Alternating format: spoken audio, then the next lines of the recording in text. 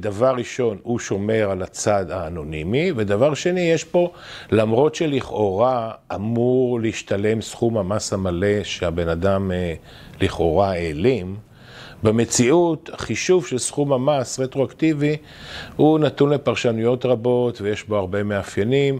בואו ניקח לדוגמה אדם שהעלים הכנסות בקריפטו.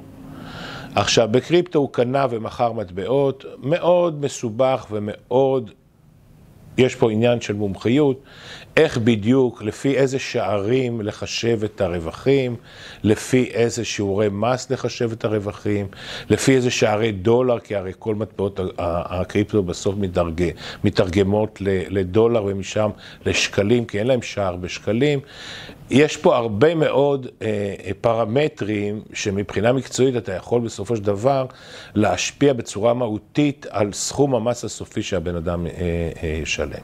וככל שאתה נעזר באיש מקצוע יותר מנוסה ויותר מקושר עם הרשויות, האפשרות שלך להגיע לתוצאה מיטבית היא יותר טובה.